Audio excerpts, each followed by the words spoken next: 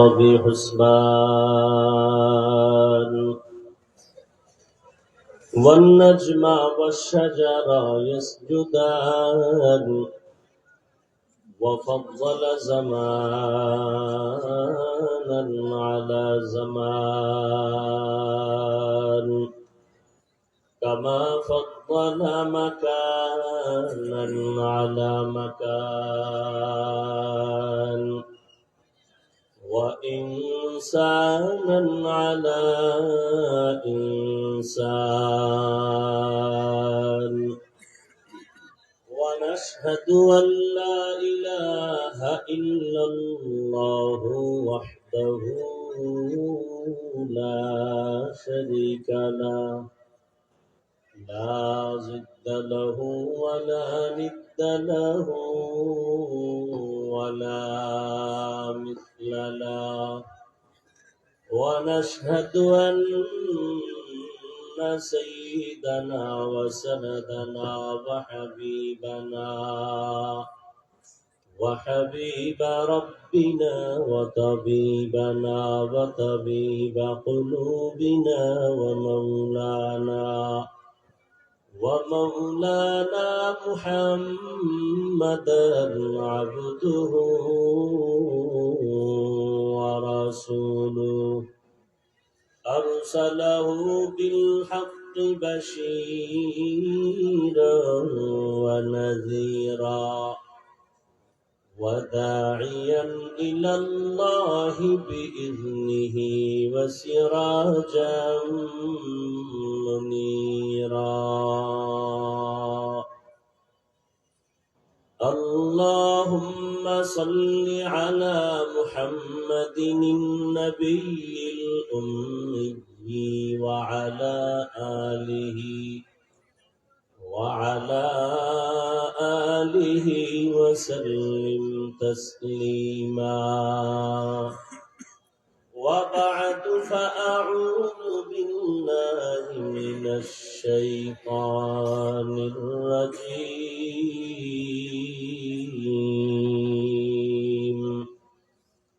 بسم الله الرحمن الرحيم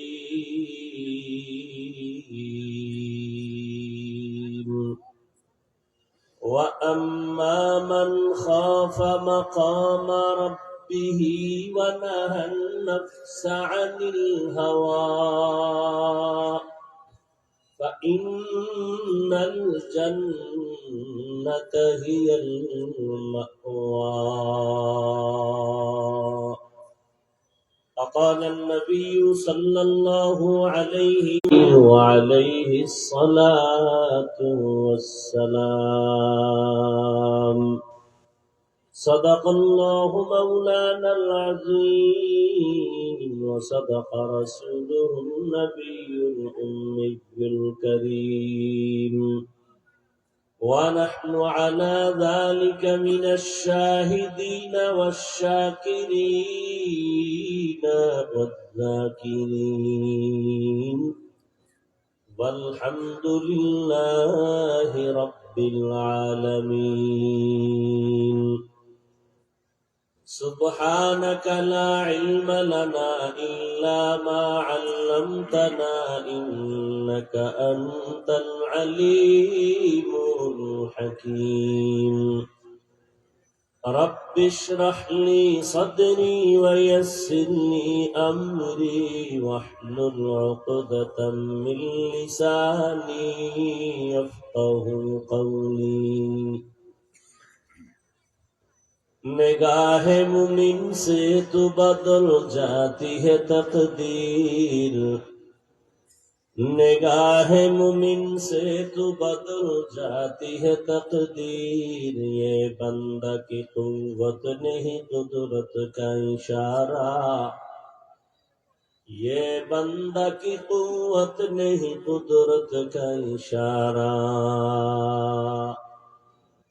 मर्द खैरत तरक मासी की जरूरत मर्द खैरत तरक मासी की जरूरत हमें ख्वाब नहीं लेकिन मरदूद है पीछे हमें ख्वाब नहीं, लेकिन एक वक्त में हालात जो अमाल है सारा, एक वक्त में हालात जो अमाल है सारा।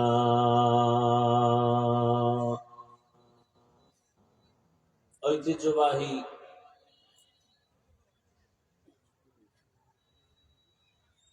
দ্বীপ জেলা ভোলার অন্তর্গত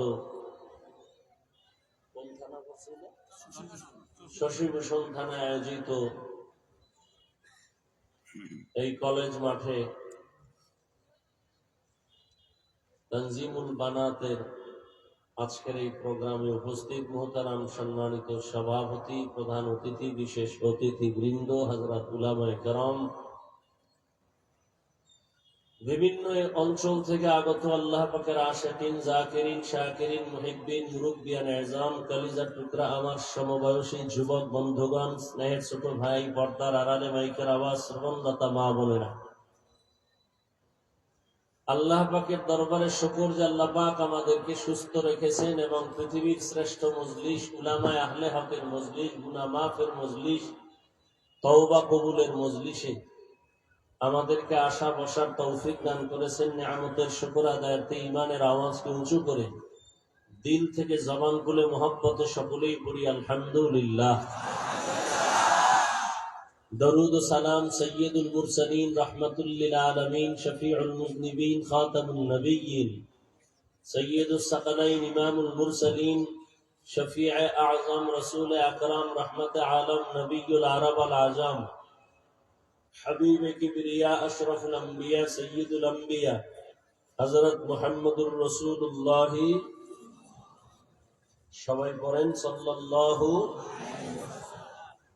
দরুদ শরীফ পড়লে গুনাহ হয়, আবার একবার পড়েন। একবার পড়ছেন, 3টা পুরস্কার পেয়ে গেছেন। প্রথম পুরস্কার 10টা গুনাহ মাফ হয়ে গেছে। দ্বিতীয় পুরস্কার 10টা নেক আমল নামায় যোগ হয়েছে। তৃতীয় পুরস্কার আল্লাহর দরবারে মর্যাদা 10 গুণ বেড়ে গেছে। বেশি বেশি দরুদের আমল করবেন, কমপক্ষে প্রতিদিন 300 বার দরুদ পড়ে ঘুমাবেন। ওযু সহকারে বিছানায় বসে সময় থাকলে নামাজে যে দরুদ পড়ি এটা পড়বেন। সময় কম হলে এই সংক্ষিপ্ত দরুদ পড়ে 300 বার ডান কাতে কিবলার দিক চেহারাটা ঘুরায় ঘুমাবেন। ইনশাআল্লাহ এই দরুদের আমলের বরকতে দুনিয়াতেও আপনার লাভ এবং ঘুমের ঘরে রাসূলের সাথে মোলাকাত হয়ে যাবে। আল্লাহ আমাদের বেশি বেশি দরুদের আমল করার তৌফিক দান করেন। হযরত উলামায়ে কেরাম কোরআন সুন্নাহ ভিত্তিক দিক নির্দেশনামূলক আলোচনা রেখেছেন। উলামায়ে কেরামের কথাগুলো সহি তরিকায় সকলকেই আমল করার তৌফিক দান করেন। উলামায়ে কেরামের ইজ্জতকে আল্লাহ বেশি বেশি বাড়ায় দেন। যারা ফেসবুক মিডিয়ায় আলেমদের বিরুদ্ধাচরণ করে অপপ্রচার চালায়, আল্লাহ এদের হেদায়েত দান করেন। কিয়ামত পর্যন্ত আর কখনো নবীজি আসবেন না। আসবেন? সাহাবায়ে কেরামও আসবেন না, আইম্মায়ে কেরাম আসবেন না, বড় বড় আউলিয়ায়ে কেরাম যারা ছিলেন তারাও আর আসবেন না। কিয়ামত পর্যন্ত এই জাতিকে সঠিক পথের দিশা দেখাবে, জান্নাতের পথ দেখাবে। দুনিয়াতে শান্তি পরিপূর্ণ, কোনো অপূর্ণতা নাই। দুনিয়ার শান্তি কি? কথা বলেন। পরিপূর্ণ। আখিরাতে চূড়ান্ত মুক্তির একমাত্র ঠিকানা উলামায়ে কেরামের সোহবত, পরামর্শ, বয়ান।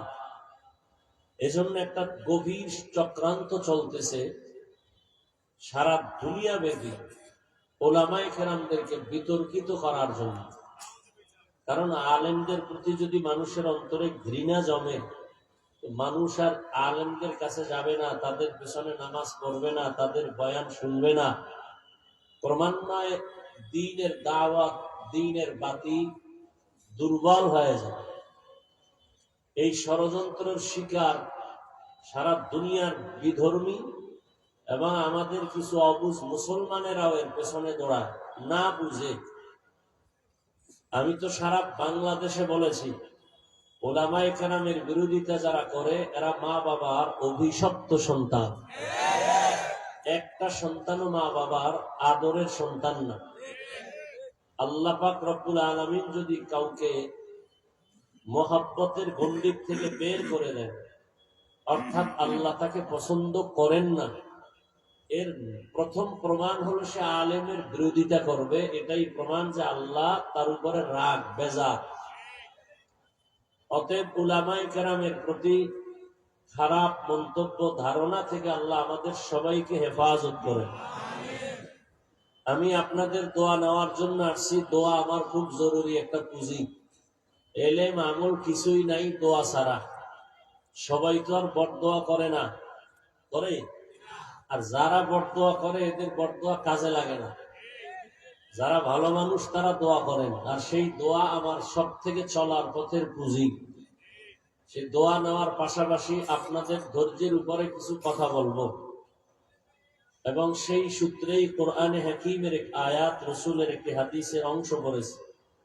ইখলাস ও রুহানিয়াতের সমন্বয়, সহি নিয়তে, সহি তরিকায় সহি কিছু কথা আমাকে বলার মতো, আপনাদেরকে শুনবার মতো দয়াময় আল্লাহ তৌফিক দান করেন। এই ইকো হয় কেন?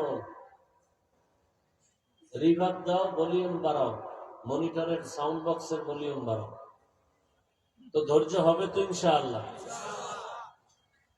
এই বিশাল প্যান্ডেল, বরকতি প্যান্ডেল, যেখানে বসার সাথে সাথে জীবনের গুনাহ মাফ হয়ে গেছে।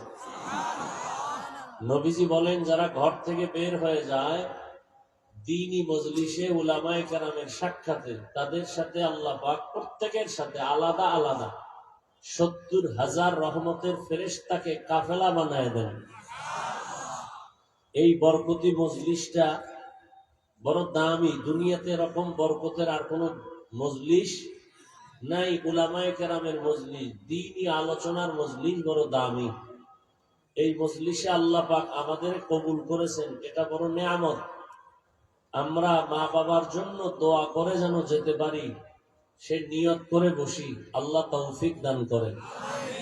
কারণ এটা এমন একটা ময়দান যে বড় বড় দামি মানুষ, যারা জীবনে চেয়ার ছাড়া বসে না, বিছানার চাদর ছাড়া বসে না, এই মানুষগুলো আজকে মাটির উপরে বসে আছে। কে বড়, কে ছোট, কে আলেম, কে মূর্খ, কে ধনী, কে গরিব, কোনো ভেদাভেদ নাই। এতগুলো মানুষ এক জায়গায় জমা করতে গেলে কোনো টাকাওয়ালা যদি চায়, তাহলে তার কতটা পেরেশান হতে হয়। এই মানুষগুলোকে আসা যাওয়ার জন্য আলাদা ভাড়া বা গাড়ি দিতে হয়। আপনাদের কোনো ফ্রি গাড়ি দেওয়া হয়েছে? হ্যাঁ, রাজনৈতিক প্রোগ্রাম হইলে দলের টাকা আছে, তারা টাকা দিয়ে লোক জমায় মানুষকে দেখানোর জন্য যে আমাদের অনেক লোক। কথা ঠিক না? সত্য কথাটা মানেন আর না মানেন, অন্তত সমর্থন করিয়েন। কিন্তু এই প্যান্ডেল কি কোনো দলীয়, কোন রাজনৈতিক? আর আমিও কোন দলের দালাল না। যারা অনেকে পিছনে পিছনে বলে, আমি মনে চাই এদের পাইলে কানে ধরে জিগাইতাম, তুই কার দালাল? তোর দাড়ি নাই, টুপি নাই, নামাজ নাই, আলেমের বিরুদ্ধে নামছো, তোর কপালে কার অভিশাপ লাগছে? দিঘা মা বাবার অভিশাপ কপালে না লাগলে ওই বেয়াদব কখনো আলেমের বিরোধিতা করে না। অভিশপ্ত সন্তান। তাহলে এটা কোনো দলীয় প্রোগ্রাম? কথা বলেন না কেন? পেছনের ব্যানারে কোনো দলের নাম আছে? নাই। এরপরে এখানে আসার পরে ওই টাকাওয়ালা সাহেব আগে ঘোষণা দিতে হইতো, আসলে 5,000 টাকা দিব বা 2,000 টাকা দিব। 500 দিলেও কিছু গাঞ্জা করে আসবে, 500 টাকা অনেক দাম। কি তাহলে এই লোকগুলো আসতো ঠিক, কিন্তু কতটা পেরেশানি! এক, ফ্রি গাড়ি। দ্বিতীয়, এই জান্নাতি মানুষ আসতো না, সব সমাজের গাঞ্জা খোরেরা, বেনামাজিরা আসতো। কথা ঠিক না? নাম্বার 3, বসার জন্য ভিআইপি ব্যবস্থা লাগতো না। এই বিছানায় বসতো কেউ, কিয়ামতের আগেও কেউ বসবে না। এই মজলিস বাদ দেন, কোন বিয়ার অনুষ্ঠানে এই বিছনা দিলে কেউ বসবে? অথচ এখানে বসার পরে কারো অন্তরে কোনো কষ্ট আছে? কোনো কষ্ট নাই। 4, 5 নাম্বার, এই মানুষগুলোকে নিয়ন্ত্রণ করার জন্য কত প্রশাসনের ভাইগো লাগতো। এখানে কোনো গাড়ি ভাড়া দেওয়া হয় না, নাস্তা নাই, নাস্তা আছে নাকি? আর এখানে এই 2-3 ঘন্টা বসায় রাখলে দলীয় হোক, নেতা দাওয়াত হোক, কোনো টাকাওয়ালা তো নাস্তা দিতে হতো না। নাস্তা না পাইলে তো চেয়ারের বাড়ি, মোহাব্বত জাগায় প্রমাণ, কথা ঠিক না? এখানে নাস্তা নাই, খানার চিন্তা নাই, বসার ব্যবস্থাও নাই, নিয়ন্ত্রণের জন্য কোনো প্রশাসনের উল্লেখযোগ্য কেউ নাই, তাদের কোনো কাজও নাই, দাঁড়ায় দাঁড়ায় দেখতেছে হুজুরেরা কি করে, যদি 2-1 জন থাকেও। কথা বুঝেন নাই? কারণ আমাদের নিরাপত্তা হেফাজতের মালিক কে? আল্লাহ। আরে আপনারা পুলিশ, আর্মি, র্যাব কি করবেন? পারছেন কিছু করতে? শেখ হাসিনা গেল যে, কি করতে পারবেন? মাওলায় যাকে হেফাজত করবে কেউ পারবে না। কথা বলেন না কেন? ওমরের মতো বান্দা, অর্ধজাহানের খলিফা, রোম সম্রাট বলে, এর নামে এত দুনিয়া কাঁপে কেন? দেখো তো তার গার্ড কত। গোয়েন্দা বিভাগের লোক বলে একা একা চলে, কোনো গার্ড নাই। এর তো মেরে ফেলা খুব সহজ, কথা মারো, তরবারি নিয়ে পাঠায় দিছে, একা পাইলেই কল্লা ফেলে দাও। খবর পাইছি বিশাল এক ময়দানে পাহাড়ের পার্শ্বে ওমর হাতের বালিশ বানায় ঘুমায়। এইবার তরবারিওয়ালা খুব সুযোগ পাইছে, এই সুযোগ হাতছাড়া করা যায় না। খাম থেকে তরবারিটা বের করে রওনা, ওই মাঠের কোনায় যাবে, ওমর শুয়ে আছে। 1 কদম 2 কদম গিয়া সামনে ভয়, আবার দাঁড়ায়, আবার হাঁটে, আবার দাঁড়ায়। কিছু দূর গিয়া খুব কাছে গিয়ে দেখে ওমর একা ঘুমায় না, জঙ্গলের একটা বাঘ ওমরকে পাহারা দিতেছে। দেখে ভয়ে তরবারি ভরে গেছে, ওমরের ঘুম ভেঙে গেছে। তাকায় বলে, কি ভয় পায় না, দিগাও, কি সমস্যা কি? সব খুইলা বলছে। এবার বলে, তুমি কি চাও? আমি কালেমা পড়তেছে। যারা দিয়া ভূত ছাড়াবে, তারে যদি ভূতে পায় কি হয়? এর নাম কপাল। যেই রসুলকে এক নজর দেখলে জাহান্নাম হারাম, যে নবীজির চেহারা মোবারক একবার দেখলে পেটের ক্ষুধা থাকে না, সেই নবী কত বরকতের নবী। আর সেই নবীকে 13 বছর কাছে বসে দেখলো, বয়ান শুনলো, কালেমা পড়ে নাই। এইরকম নিকৃষ্ট পৃথিবীর বেঈমানের নাম জানেন আপনি? এর নাম কফাল। আর 27 বছরের যুবক নবীকে জবাই করতে রওয়ানা তরবারি নিয়ে। নবীকে দেখা মাত্র তরবারি ফালায় বলেন, ইয়া রাসূলুল্লাহ, আমার কল্লা কেটে দেন, তবে কালেমার রশি আগে লাগায় দেন। কয় বছরের যুবক? 27 বছরের যুবক। এর নাম কপাল। তো এই সমস্ত প্যান্ডেলে আসতেও কপাল লাগে, বসতেও কপাল লাগে, মা বাবার জন্য দোয়া করে বিদায় হতেও কপাল লাগে। অনেকে আসছে কিন্তু কপাল খারাপে প্যান্ডেলে ঢুকতে পারে নাই। এরা কোথায়? মহিলা প্যান্ডেল তাওয়াফ করে, অথবা কেউ দোকানে আড্ডায় কবিরা গুনাহ করে, আর কোনো কাম করে না, তাজা তাজা কবিরা গুনাহ করে। কি আমি বানায় বলতেছি?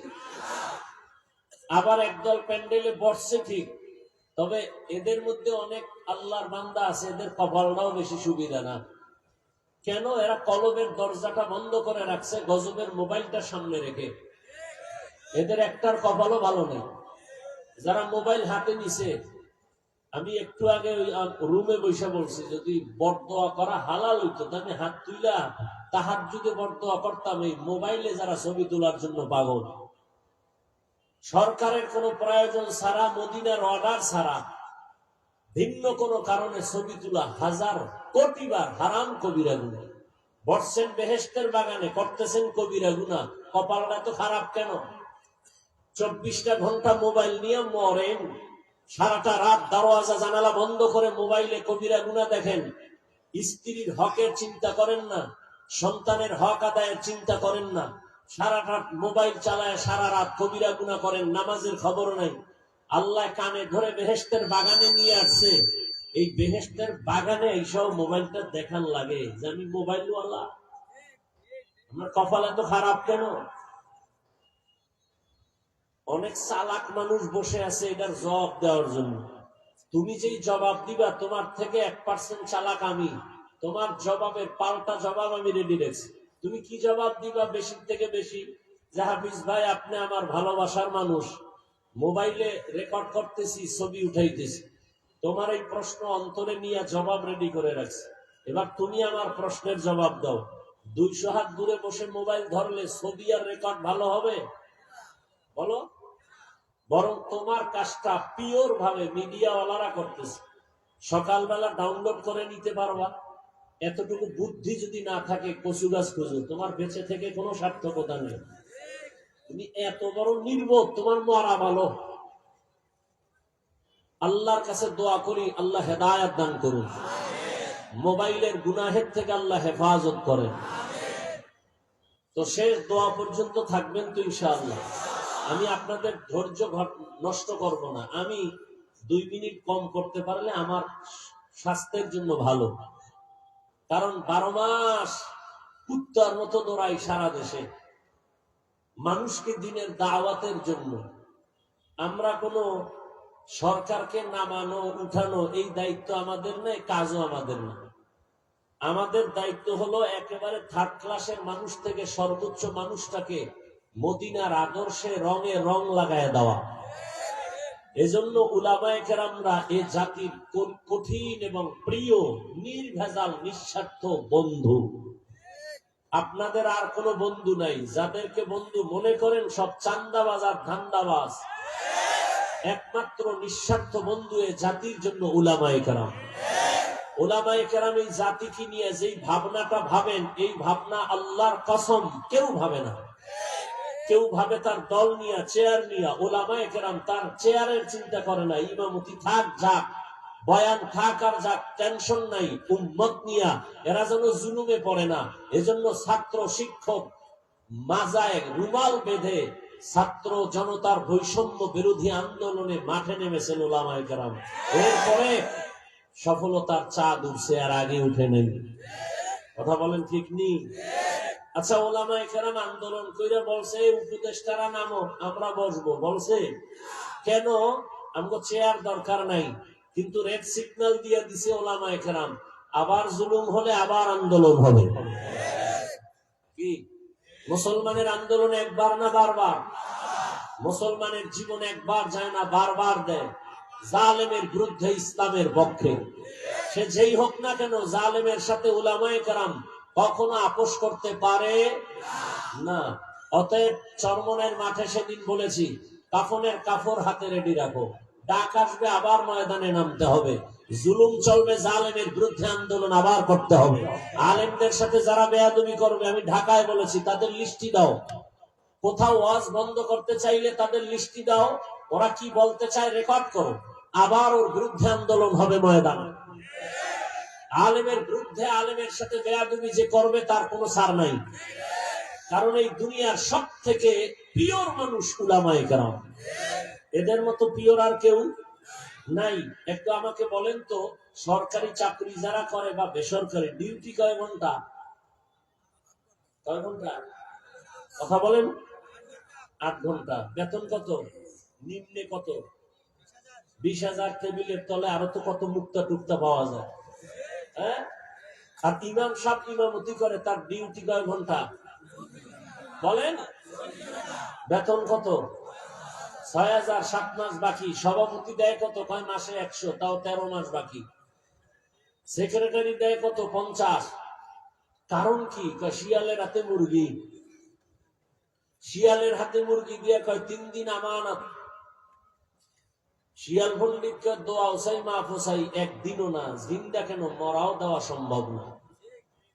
শিয়ালের হাতে মুরগি দিলে যা হয়, সুদখোর বেনামাজির হাতে ধর্মের চাবি দিলে তাই হয়। যেই তালে ঠিক বললেন, মনে হয় জিব্রাইল দিছে। বেনামাজির হাতে ধর্মের চাবি কে দিছে বলেন? সত্য কথা বলেন। তারা দিছে। হ্যাঁ, ভোটের আগে ইসলাম চাই, ভোটের রাত্রে টাকা খাইয়া সকালবেলা কেবলা ঘুরে গেছে। তা আপনি যদি হারাম খান, আপনার নেতাও হারামখোর হবে। এটাই ইসলাম, এটাই মদিনার সমাধান। আপনি যদি সুদখোর হন, আপনার নেতা সুদখোর হবে। এটাই মদিনার সমাধান। আর আপনি যদি তাহাজ্জুদওয়ালা হন, তাহলে আপনার দায়িত্বশীল তাহাজ্জুদওয়ালা হবে। আল্লাহ বুঝার তৌফিক দান করেন। রাগ করলেন? হ্যাঁ, বলে হুজুর ওয়াজ করবেন, মজা লাগতেছে, আপনার বয়ান শুনি, ভক্ত, কিন্তু রাজনীতি করবেন না। আমাদের সবার ব্রেনকে আইওয়াশ করে রাখছে, রাজনীতি আলাদা আর ধর্ম আলাদা না। কোরআন ইসলাম টোটালটাই রাজনীতির ভেতরে ঢুকানো। রাজনীতি ইসলাম থেকে এক বিন্দু কোনো আলাদা নাই। যে আলাদা মনে করবে তার ইমান দুর্বল। নবীজি রাষ্ট্র পরিচালনা করছেন না করেন নাই? আবু বকর, ওমর, ওসমান, আলী রাদিয়াল্লাহু আনহুম আজমাইন রাষ্ট্র পরিচালনা করছেন না করেন নাই? সুলাইমান নবী করছেন, জানেন? আপনাদের জানা থাক, তাল মিলেন না, সত্য কথা বলেন। সুলাইমান নবী রাষ্ট্র চালাইছেন, ইউসুফ নবী চালাইছেন, এদের ঘটনা কোরআন শরীফে আছে। তো কেন বলেন কোরআনে রাজনীতি নাই? হ্যাঁ, চান্দাবাজি ধান্দাবাজি নাই। ইসলামের রাজনীতি কেমন? যে মালিক যেই প্লেটে খাবে, গোলামও একই প্লেটে খাবে। এটা ইসলাম। কি বলে? কর্মচারীর ঘাম পড়ার আগে তার পাওনা পরিশোধ করে দাও। এর নাম ইসলাম। সবাই জানে ইসলামই আসল শান্তি, সবাই জানে। যারা ইসলাম মানে না এরাও জানে ইসলামী শান্তি। মানে না কেন? চুরি করতে পারবে না, দুর্নীতি করতে পারবে না, এই জন্য মানে না। আল্লাহ গোটা দেশ জাতি জুলুম থেকে হেফাজত করে। তা আমি আপনাদের ধৈর্যের উপরে আলোচনা করব। আমি অনেক বয়ানে বলি, আজকেও বলি, 1 মিনিট একটা পয়েন্ট। কোন বক্তা তার এলেম আর আমলের বাহাদুরি দিয়ে বয়ান করতে পারে না। বয়ান হয় শ্রোতাদের অন্তরের মোহাব্বত আর আকর্ষণের উপর। জানি না আপনাদের অন্তরের কি হালাত, ওই অনুযায়ী আল্লাহ আমাকে কথা বলাবেন। নিয়ত করে বসলাম, আয়াত একটা পড়লাম, তরজমাটা বলে নেই, এরপরে কিছু ব্যাখ্যা, উঠা বসা করলেই আমিও উঠে যাব, মোনাজাতটা দিয়ে দিব, খালাস। আর যদি আপনারা বসেন, আমার কষ্ট হলেও আমি আপনাদের কথা শোনাবো, যদি আল্লাহ তৌফিক দান করেন। ওয়া আম্মা মান খাফা মাকাম রাব্বিহি ওয়া নাহান নাফসা আনিল হাওয়া ফাইন্নাল জান্নাতা হিয়াল মাওয়া।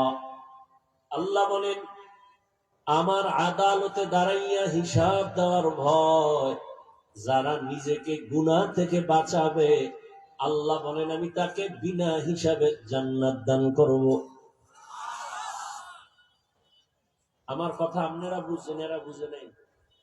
সুবহানাল্লাহ এক সাইড থেকে কেন?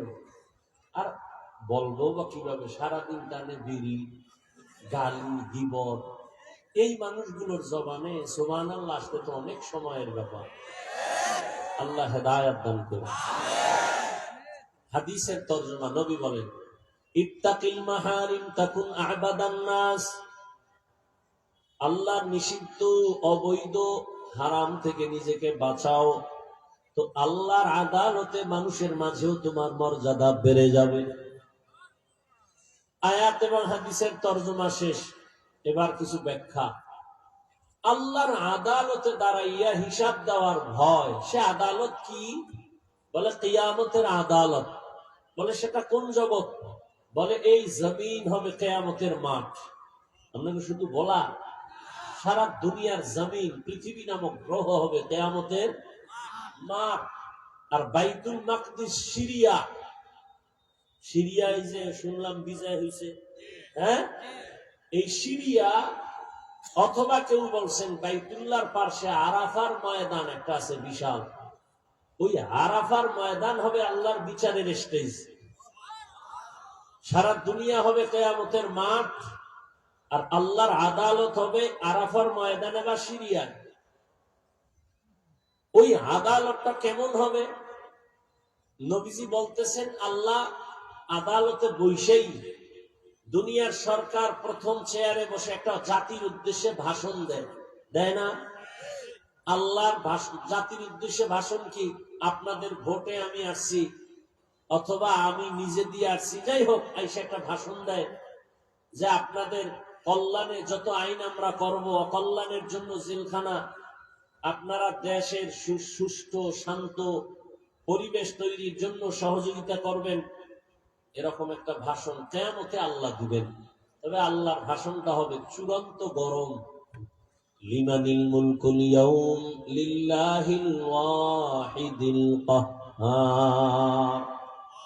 নবী বলেন, আল্লাহর এই গরম ভাষণে হাসরের মাঠ পুরো থরথর করে কেঁপে উঠবে। সমস্ত মানুষগুলো দাঁড়াবে উলঙ্গ, নারী পুরুষ সব উলঙ্গ দাঁড়াবে। আল্লাহ পাকের এই ভাষণে পুরা ময়দানটা প্রকম্পিত হবে। নবীরা পর্যন্ত কান্না শুরু করবেন। সূর্যটা মাথার উপরে নেমে আসবে, জাহান্নামের কঠিন আওয়াজ শুরু হয়ে যাবে। ওই আদালতে কোনো বেইনসাফি নাই, গরুও উঠবে বিচারের জন্য। গরুর জন্য কি জান্নাত জাহান্নাম আছে? নাই। উঠাবে কেন?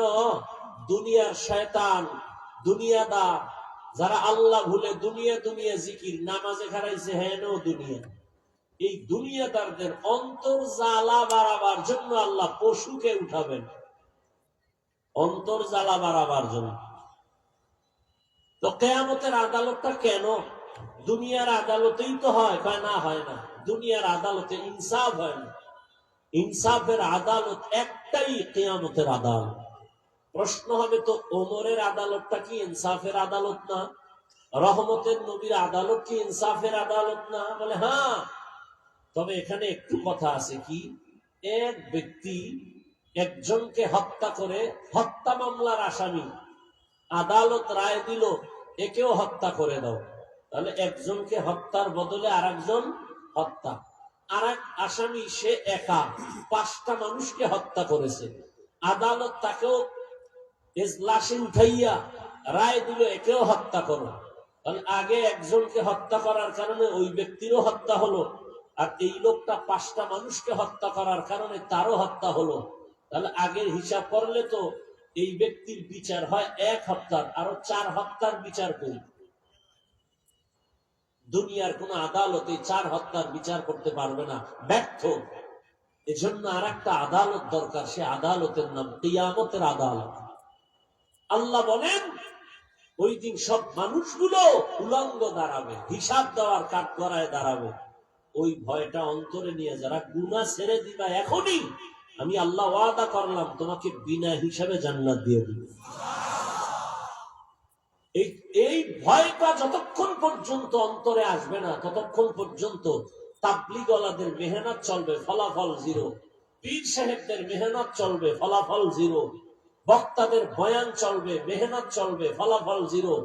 যতক্ষণ পর্যন্ত আল্লাহর আদালতে দাঁড়াইয়া হিসাব দেওয়ার ভয় অন্তরে না আসবে, ততদিন পর্যন্ত বয়ান আমলে আসবে না। এই ভয়টা অন্তরে ঢুকানোর জন্যই উলামায়ে কেরামের মেহনত।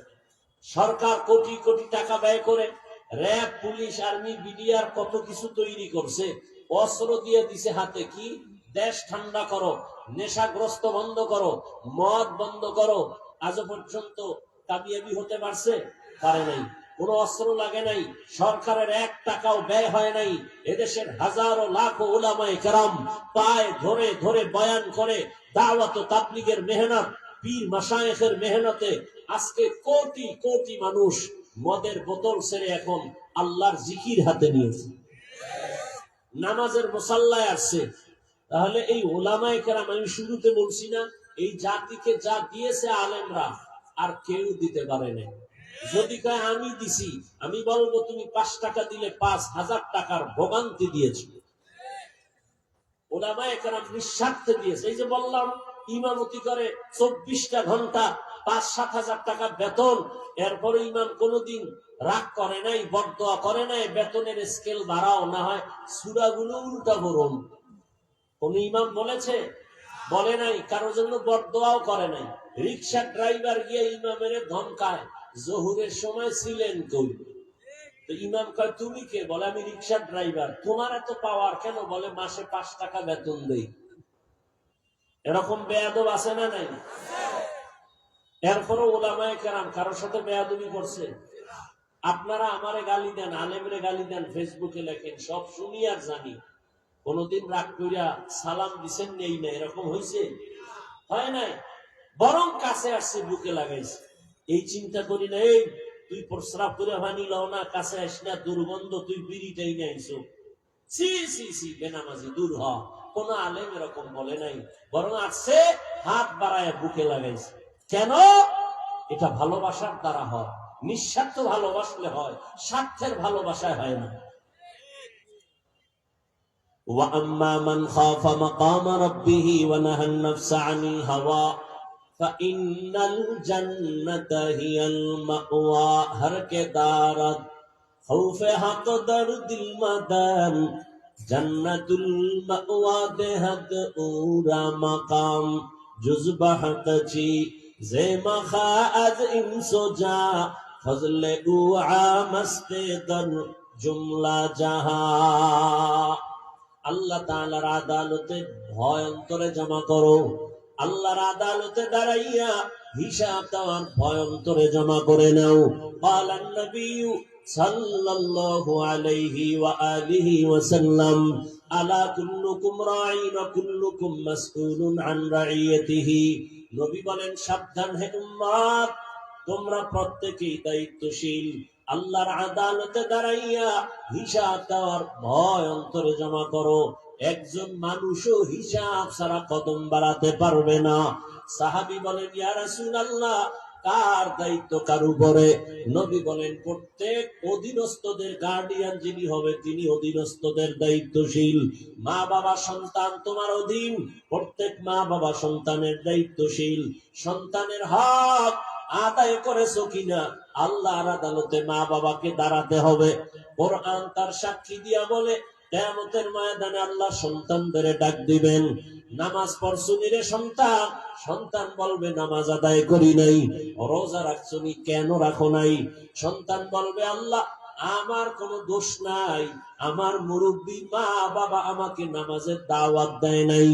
আল্লাহ সূরা আহজাবে ৬৭ নম্বর আয়াতে বলতেছেন, সন্তান আল্লাহর আদালতে মা বাবার বিরুদ্ধে মামলা পেশ করবে। রব্বানা ইন্না আতা'না সাদাতানা ওয়া কুবারানা ফাআদাল্লুনাস সাবিলা। আমার কোনো দোষ নাই, আমার মা বাবা আমাকে কোনদিন নামাজের দাওয়াত দেয় নাই, ওয়াজে গেছে আমাকে বলে নাই, দাওয়াত ও তাবলীগের মেহনত চলছে আমাকে বলে নাই। আমার আব্বাজান সকাল ৮টার সময় দোকানে যাইয়া আমার আম্মাকে টেলিফোন করে বলছে, ছেলে ঘুমায়নি কাহা, উঠাইয়া তাড়াতাড়ি নাস্তা দাও। কিন্তু একবারও আব্বাজান আমার আম্মাকে বলে নাই, ফজরের নামাজটা আমার সন্তান পড়লো কিনা বলো। এর যুবক, মা বাবা যারা হয়েছ, তুমি তাহাজ্জুদ সারা জীবনও যদি পড়ো, সন্তানের হক আদায় না করলে আসামির কাঠগড়ায় দাঁড়াতে হবে, আল্লাহর কাছে পেশ করবে, আল্লাহ আমাকে কখনো নামাজের দাওয়াত দেয় নাই। এজন্য নবী বলেন, ৭ বছর যখন সন্তানের বয়স হয় নামাজের মুসাল্লায় দাঁড় করায় দাও, কারণ বড় হয়ে গেলে ঘাড় সোজা হয়ে যাবে, আর কন্ট্রোলে তুমি নিতে পারবা না। আল্লাহ বলবেন, এর গোলাম, আমি তো তোকে বিবেক দিয়েছিলাম আলাদা ভালো মন্দ যাচাই করে চলার জন্য। কত সন্তান আছে, মা চায় না নামাজ পড়বে কিন্তু সন্তান নামাজ পড়ে, মা চায় না কোরআন পড়বে, বাবা চায় না দিনের পথে যাবে, সন্তান দিনের পথে চলে আসছে। আমাদের কাছে এসে দোয়া চায়, হুজুর দোয়া করবে, আমি যে একটু নামাজ পড়ি, টুপি লাগাইছি, আমার আব্বা পছন্দ করে না, মা চায় না। এরকম মা বাবা আছে না? ও সন্তান, এই সন্তানটা মা বাবার কথা অমান্য করে আমার দিনের পথে চলে আসছে, তুমি কেন পারলা না? বিবেক তার সাথে কেন তুমি গাদ্দারি করেছো? ও আল্লাহ, আমার ভুল হয়ে গেছে, আজ তোমার ইনসাফের আদালতে তোমার বিবেকের বিচার করা হবে। ইন্নাস সামআ ওয়াল বাসারা ওয়াল ফুআদ কুল্লু উলাইকা কানা আনহু মাসউলা। সন্তান বলবে, আল্লাহ বিবেকের বিচারটা যেহেতু করবেন, আমার একটা আবদার আছে। কি আবদার? আমারে যদি ভিডা একটা দেন, আমার আব্বা আম্মারে ডবল দিতে হবে। আল্লাহ তাও কোরআনে বলে, রব্বানা আতিহিম যিফাইনি মিনাল আযাব ওয়ালআনহুম লা'আন